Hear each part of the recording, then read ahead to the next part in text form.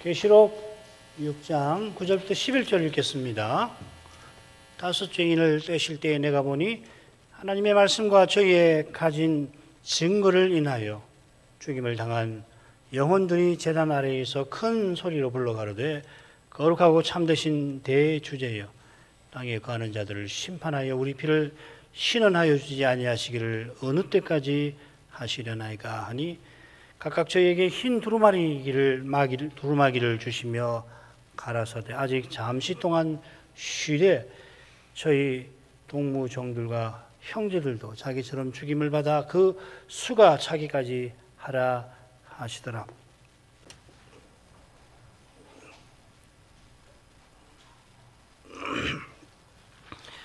일곱 뿔과 일곱 눈을 가지신 어린 양께서 아버지 우편에 앉아서 두루마리의 인들을 차례로 떼십니다.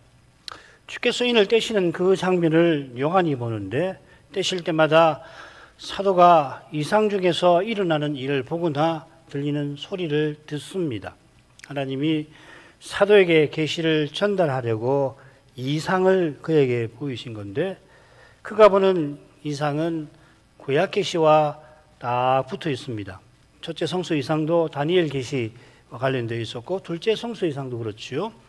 가령 보좌 장면에 등장하는 존재들, 보좌에 앉으신 하나님, 일곱 둥부리신 성신님, 네 생물 24장로, 또 그 기구들, 보좌 등대 유리바다 하는 구약의 성서 규례와 특히 상관이 있습니다. 그처럼 두루마리의 인을 떼실 때 네 마리의 말과 기수가 등장한 것도 오전에 살핀 스가랴의 계시를 연상시킵니다. 이는 어린 양께서 여호와의 종 되신 여호와 하나님이신 사실과 붙어 있겠죠. 구약 성경이 이 사실에 관하여 증거하듯이 어린 양께서 속히 다시 오실 그 일에 관하여 신약 계시가 특별히 요한계시록이 힘써서 전하는 겁니다. 일곱인의 이상도 어린 양께서 어떠한 과정을 거쳐서 다시 오시는가를 전합니다. 어린 양께서 첫째 인을 떼실 때 백마가 보이고 백마탄이가 그 기수가 활을 가지고 면류관을 받아 이기고 또 이기려 합니다. 이는 어린 양께서 모든 민족에게 복음이 전파되고 교회가 세워지게 하실 일을 가리킵니다. 주님께서 내가 내 교회를 세우리니 음부의 권세가 이기지 못하리라 하셨는데 그처럼 음부의 권세도 주님의 교회는 이기는데 주님께서 자기 몸과 지체를 통하여서 죄의 권세를 이기시는 까닭입니다. 이게 신령한 전쟁을 가리키죠. 신령한 전쟁은 혈과 육에 대한 거 아니라 공중의 권세 잡은 자와 싸우는 겁니다. 우리는 이 마귀가 어떻게 교회를 대적하는지 계시록의 특별히 한가운데 11장부터 14장에서 자세히 살피게 될 겁니다. 가령 마귀가 강물처럼 거짓 교훈을 쏟아내어서 교회를 역사 내내 미혹할 뿐만 아니라 심지어 짐승 곧 적그리스도가 장차 나타나면 성도들과 싸워 이기고 온 세상이 추종케 하는 그래서 교회를 탄압하는 일도 있을 겁니다. 그런 때에 음부의 권세가 이기지 못하는 교회의 모습이 역설적으로 가장 신비하고 가장 아름답게 사람들에는 실로 처참하고 비참하게 보일 거지만은 실은 믿음의 눈에는 가장 신비하고 아름답게 드러날 겁니다. 백마의 기수가 이기고 또 이기려 하는 장면에 이런 일도 장차 있을 거고 이런 일과 비슷한 일들이 역사 내내 있을 겁니다. 자, 이런 내용이 일곱인의 둘째 부분에 암시되어 있었습니다. 오늘 이 시간에는 셋째 인으로 나가죠. 셋째 인을 떼실 때 내가 들으니 셋째 생물이 말하되 오라 하기로 내가 보니 검은 말이 나오는데 그 탄 자가 손에 저울을 가졌더라. 내가 내 생물 사이로서 나는 듯한 음성을 들으니 가로되 한 데나리오 내 밀 한 대요 한 데나리오 내 보리 석 대로다. 또 감람류와 포도주는 해치 말라 하더라. 요한이 보니까 검은 말 탄 자 그 기수는 손에 저울을 가졌습니다. 이 저울은 곡식과 과일의 무게를 재는 기구인데요. 검은 말 탄 자가 그저 무게 재려고 저울 가진 건 아닐 겁니다. 레위기 언약문을 보면 이 언약이 저주가 나오는데 거기 열 여인이 한 하독에 너희 떡을 구워 저울에 달아주리니 너희가 먹어도 배부르지 아니하리라는 경고가 나옵니다. 저울이 나와요. 먹을 게 너무도 없으니까 조금씩 가진 그 곡식을 모아다가 함께 떡을 겨우 만들고는 배가 너무나 고픈 나머지 약간이라도 차이가 나면은 서로 다툼이 나기 쉬우니까 만든 그 조그만 떡을 저울에 정확하게 달아서 나눈다 하는 겁니다.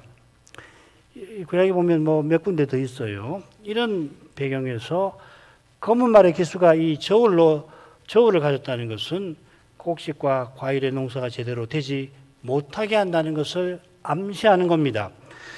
요한이 내 생물 사이로서 나는 듯한 음성을 듣습니다. 내 생물이 보좌 가운데와 주위에 있는데 그들 사이에서 나는 음성이라면 필시 보좌에 앉으신 이 하나님의 음성일 겁니다.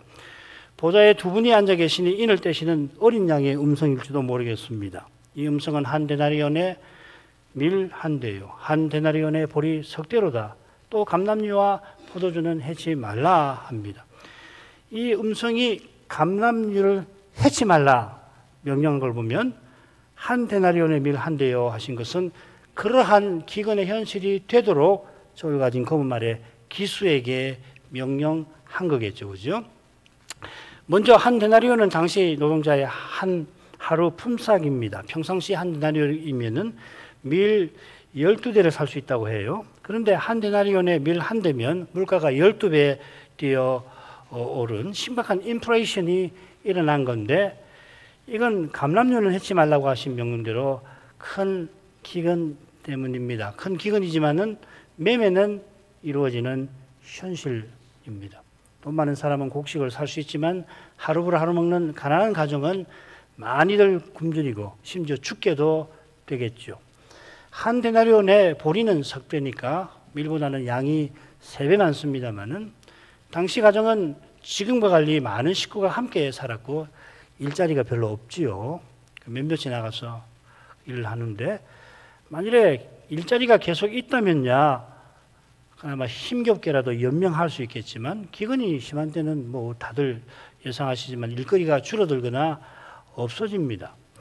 인류 역사에 이런 기근과 굶주림 그리고 그에 따른 죽음이 늘 있었고 우리나라도 역사를 되짚어보면 허다하죠. 그런데 내 생물 사이에서 나는 음성은 감람류와 포도주는 해치 말라고 명령합니다.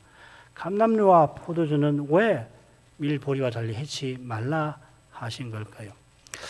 역사 기록을 보면 도미티안 황제가 주 92년에 소아시아에 포도원을 파괴하지 말라 칙령을 내린 일이 기록이 되어 있고 예루살렘 멸망 때에는 티투스 장군이 로마 장군 아닙니까? 감람나무와 포도를 경작하는 밭은 파괴하지 말라 한 일이 있습니다.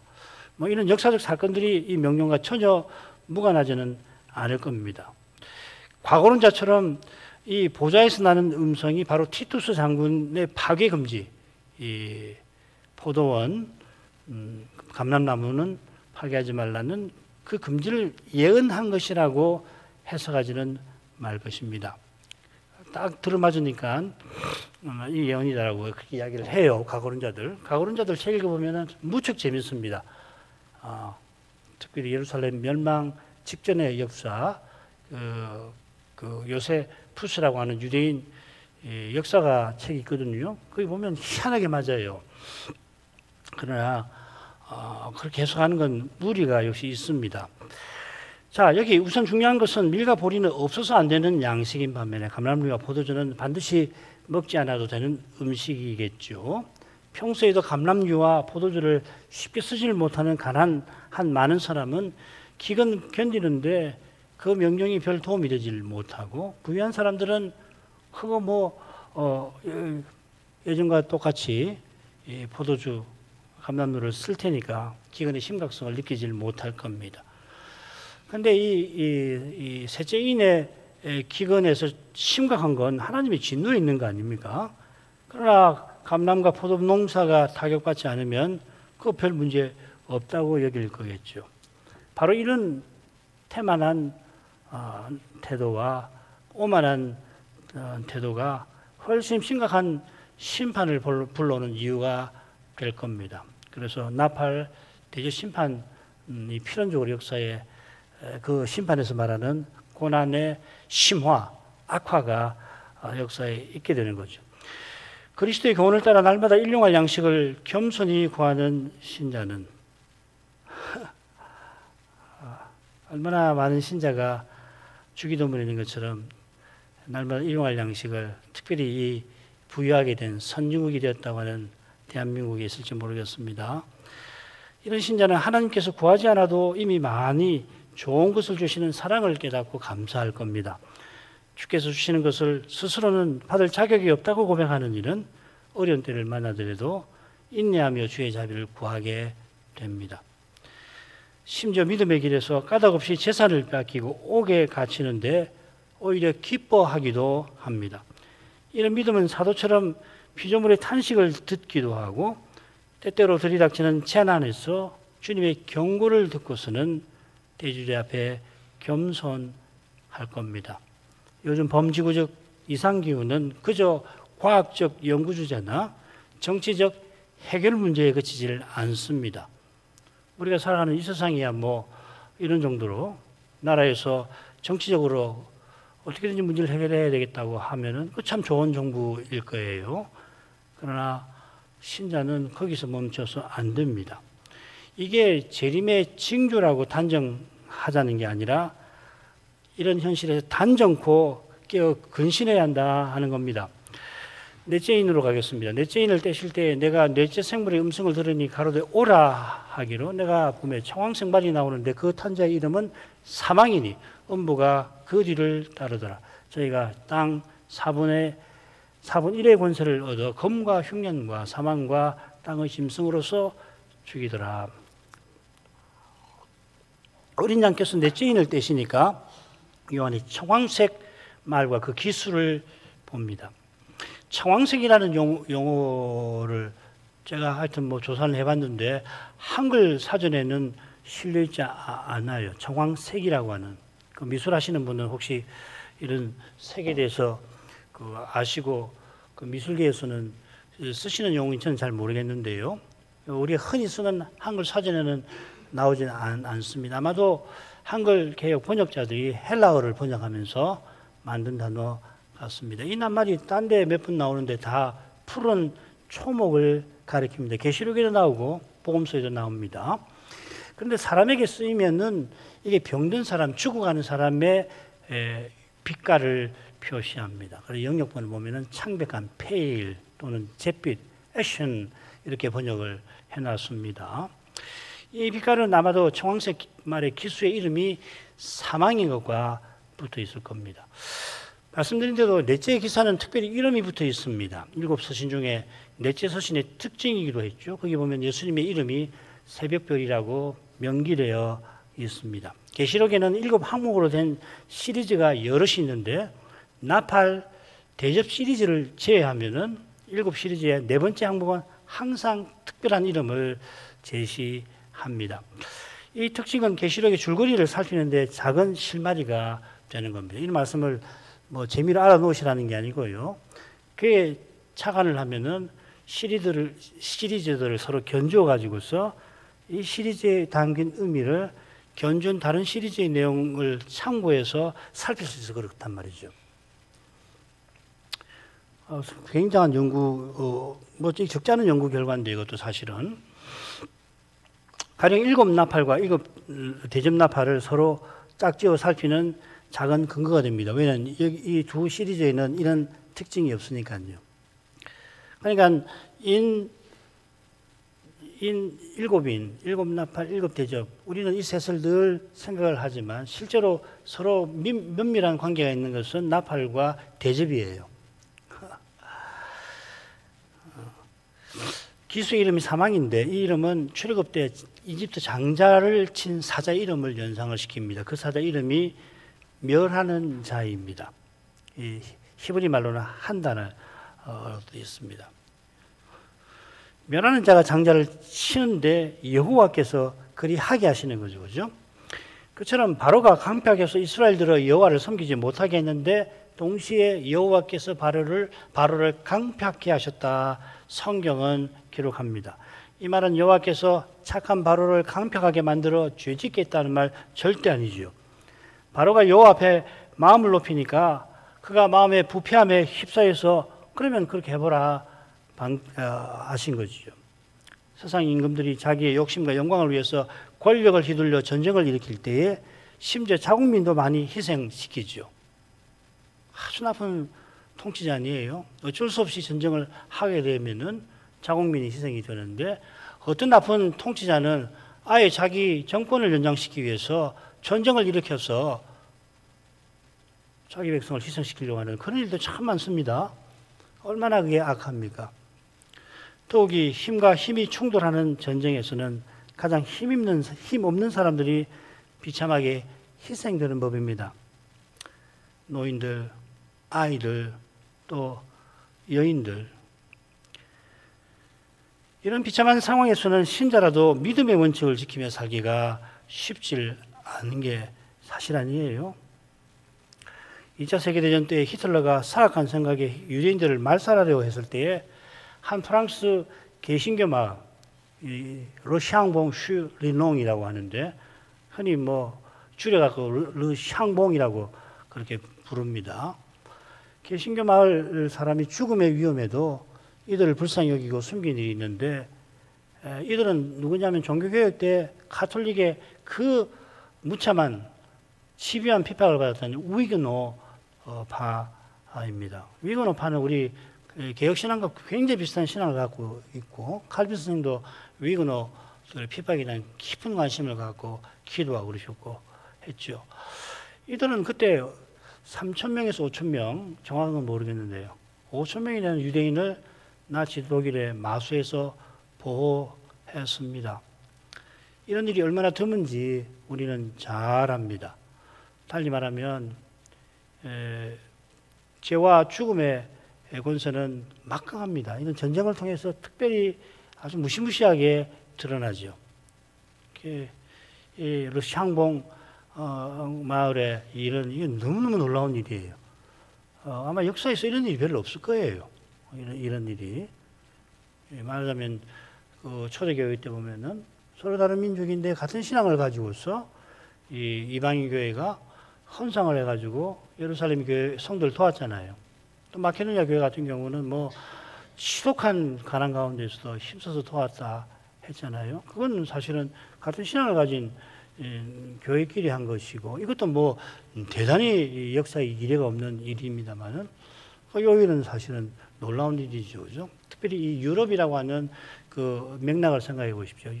유럽에서 유대인들은 역사 내내 이 개신교의 원수들이잖아요. 그래서 유대인들은 그 사회의 천한 직업, 특별히 이 기독교나 가톨릭에서 이 천시하는 고리 대금업을 유대인들이 한 거 아닙니까? 그래서 셰익스피어에 보면은 샤일록 같은 악인으로도 나오고 그럴 정도로 그런 유대인을 자기 목숨을 걸고서 마을 사람들이 도왔다는 거예요.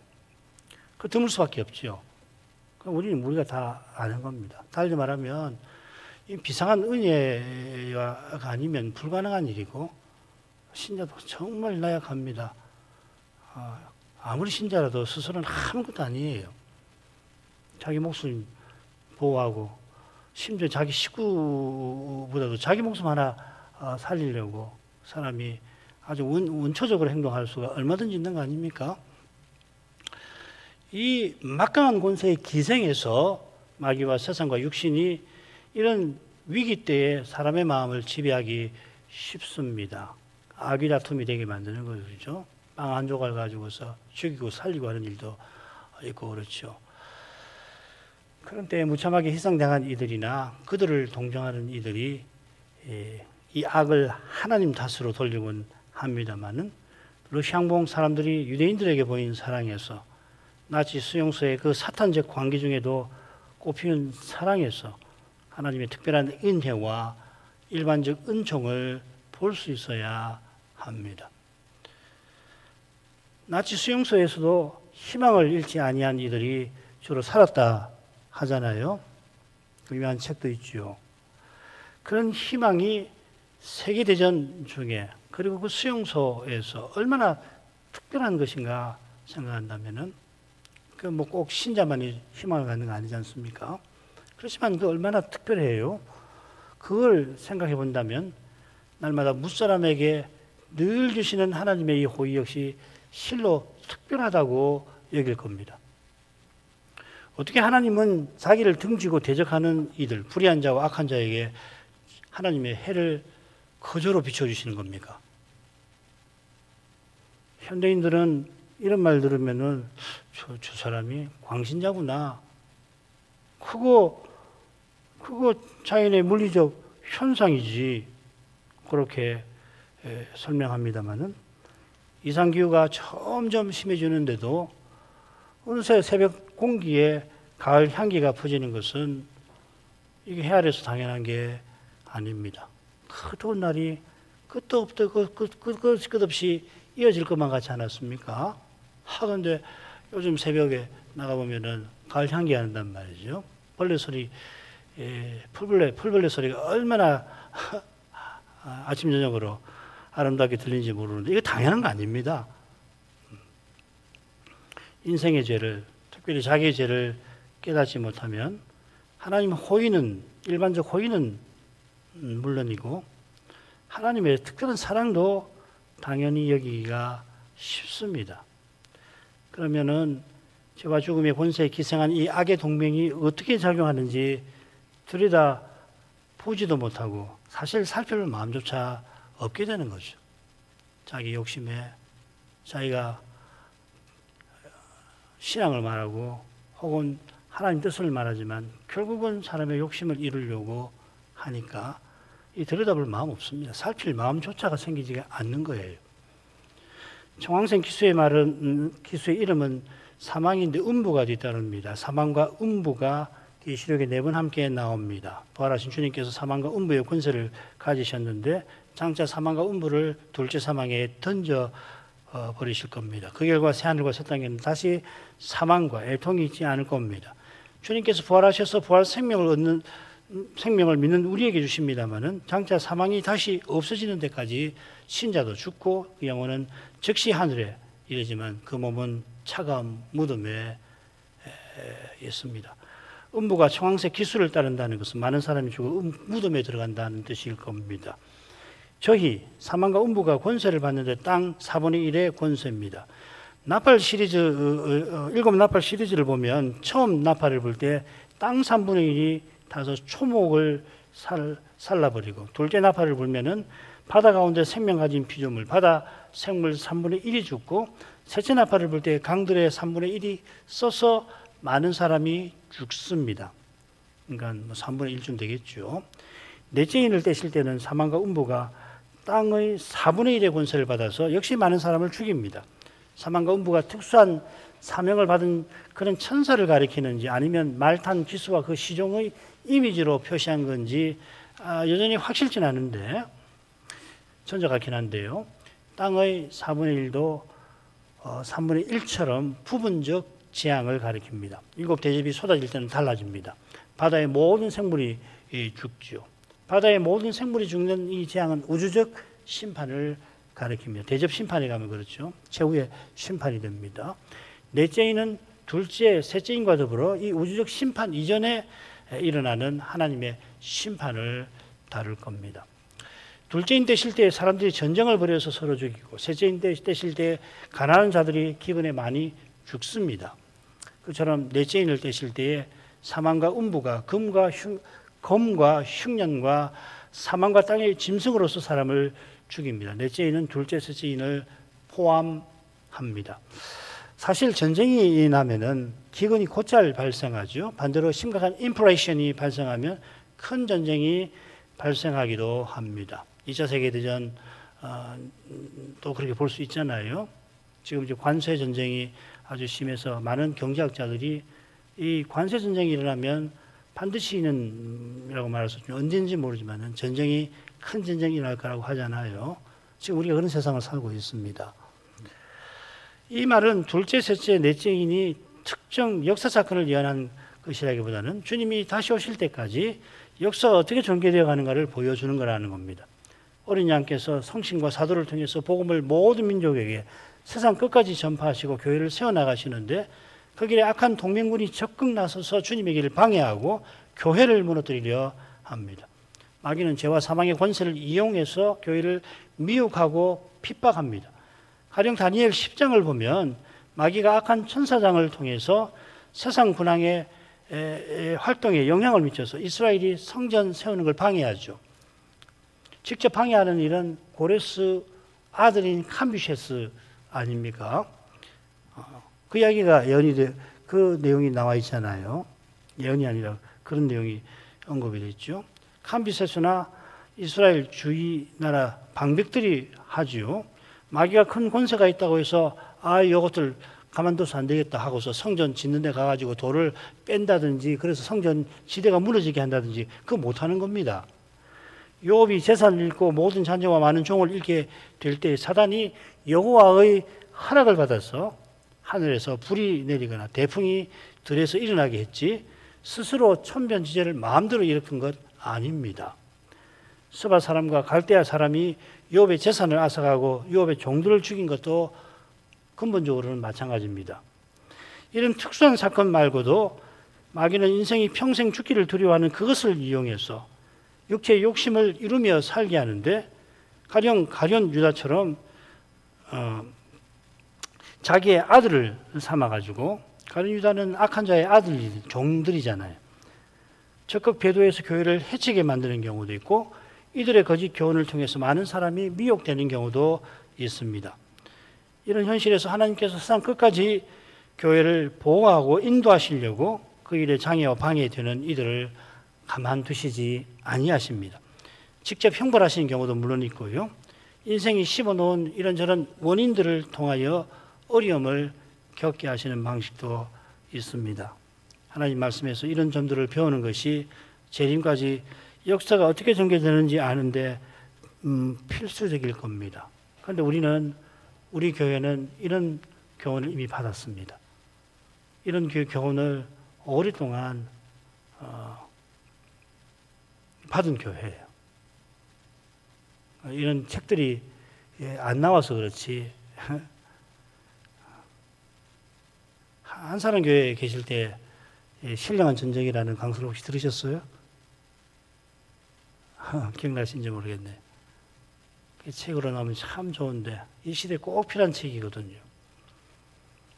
강변교에서는 그 강서를 2번인가 들은 기억도 나는데요. 얼마나 그 강서에 담긴 교훈이 깊은지 몰라요. 그런 거 아무데나 가서 책 뭐 영어 알고 뭐 화란어 알고 뭐 프랑스어 알고 독일어 안다고 가서 열면은 검색하면 그런 책 찾아서 읽을 수 있는 거 아닙니다. 모르겠어요. 제가 뭐 언어에 능통한 사람이 아니라 매우 제한되긴 하지만은 저만을 알라는 바로는 흔치 않아요. 이런 귀한 교훈을 하나님께서는 우리에게 선물로 주신 거 아니에요?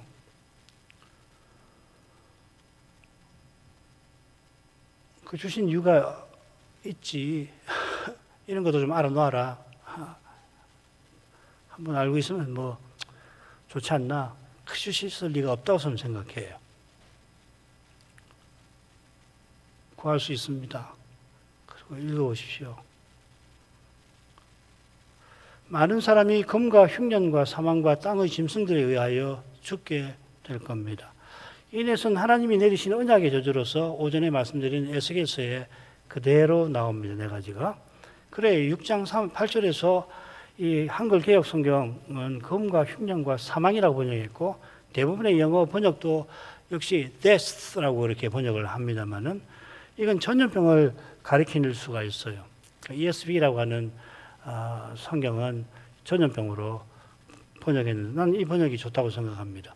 땅의 짐승들은 에스겔 14장에 나온 사나운 짐승을 가리킵니다. 당시 전쟁 나고 기근이 심하면 사나운 짐승이 배가 고파 사람과 가축을 해치죠. 우리나라 조선시대 또 고려시대 때 대몽고 항쟁하고 할 때 그런 일이 있었겠죠. 하나님께서 진노하셔서 땅에 재앙을 내리실 때 신자도 함께 받습니다. 물론 하나님께서는 비상하게 돌보셔서 교회와 신자가 재앙의 칼날에서 벗어나기도 하십니다. 뭐 그런 이야기들을 간혹 특별히 예를 들면 그 저기 6.25 때 말이죠. 그럴 때 참 신비하게 하나님께서 물을 주신 일들이나 그런 거 이야기 들은 적이 있는데 사람들은 그런 걸 우연한 행운이라 말하겠습니다만은 신자는 하나님의 신비한 섭리와 특별한 돌봅심이라 고백하는 겁니다. 아울러 이런 재앙이 들이닥칠 때 사람들이 관계에 휩싸여서 이방인이나 약자들을 탓하며 무참하게 희생시킵니다. 어느 현대 기독교 변증가는 세계 유명한 신화들을 분석해보면 신화의 거창한 이야기 아래 결국 이런 내용이 깔려있다 주장합니다. 마귀가 세상을 품에 뉘어놓고 역사하는 이 타락한 세상이 얼마나 십자가도에 대립하고 있는지를 잘 보여주지 않습니까? 정반대잖아요. 돌려 생각하면 주님께서 십자가 지신 이유가 심히 연약한 우리 인생을 이런 세상과 마귀와 육신의 권세로부터 건지시기 위함입니다. 그처럼 부활하신 그리스도께서 우리와 함께 신비한 방식으로 고난받으시는 이유도 마찬가지입니다. 왜 십자가를 지셔야 했나? 십자가 아니면 우리의 구원은 불가능한 건가? 그 물음하고 관계되는 겁니다. 누구라도 그리스도와 함께 고난받지 않으면 결국은 자기 행복과 영광의 장애와 방해를 제거해 버리려고 가장 약한 자를 희생시키려고 하는 이런 세상 정신에서 벗어나기 어려울 겁니다. 사람이 눈이 번해버리거든요. 잠시 미치광이처럼 될 수가 있는 거란 말이죠. 평소 같으면 절대로 이렇게 할 수 없을 거라고 생각하지만은 사람은 너무너무 나약한 존재입니다. 하나님께서 비상하게 돌봐주실 때 겸손하게 주님을 늘 의지해 살지 않으면은 어떻게 될지 모른다는 거예요. 이게 먼 이야기 아닙니다. 그 변증가의 분석이 얼마나 놀랍습니까? 신화가 그저 만드는 이야기가 아니잖아요. 인간이 어떤 존재라고 하는 것이 거기에 그대로 고스란히 반영이 되어 있는 거 아니에요.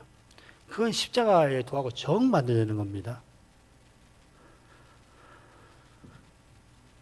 어린 양께서 다섯째 인을 떼실 때 하늘에서 일어나는 중요한 일이 소개됩니다. 이 일은 땅에서 일어나고 일어날 일과 붙어 있는데 다음 시간에 하겠습니다. 다음 시간에 이 부분도 이어가지고 그렇게 하고 시간이 이미 많이 가서 여기서 마치죠. 기도하겠습니다. 거룩하신 아버지, 백마의 기수가 이기고 또 이기려 하듯이 주님께서 약속대로 성신을 보내셔서 사도를 온 세상에 보내어 이미 그 시대에 온 세상에 교회가 세워지게 하셨는데 그 위대한 일에 대하여 마귀와 세상과 육신이 어떻게 죄와 사망의 권세에 기생하여서 방해와 자켓을 놓으려 하는지 사도와 주님께서 교훈해 주십니다. 마귀가 그 악한 자답게 역사의 시초부터 인생을 망하게 하려 했고 범죄한 인생을 여호와께서 구원하실 뜻을 밝히실 때에 여인의 후손을 없애려고 그가 온갖 공작을 마다하지 아니하였던 것처럼 지금은 부활로 결박이 되어 있는 상태이긴 하지만 그가 여인 곧 교회를 미혹하고 박해하는 일을 쉬질 아니합니다. 이런 일에 타락한 세상과 육신을 마귀가 이용해서 교회를 없이 하려 하기 때문에 하나님은 그런 악한 일을 방치하시지 않고 주님의 교회와 신자를 자녀를 보호하시고 약속을 이루시려고 이 세상에 대대로 심판을 내리시는 줄 믿사옵나이다. 자비하신 아버지, 이 세상에 재앙이 일어나는 이 두려운 신비에 관하여 성경에서 배울 수 있게 하시고 그리하여 이 시대에 주님의 교회로서 서나가는 길에 참된 유익을 얻게 하옵소서. 이런 일에 관하여 주님이 이미 쓰신 신실한 종의 그 귀한 강설들이 다른 강설들처럼 서책으로 제작되고 널리 이 시대에 참으로 주님을 바라는 신자들과 교회들에게 읽히게 해 주시옵소서. 예수님 이름으로 기도합니다. 아멘.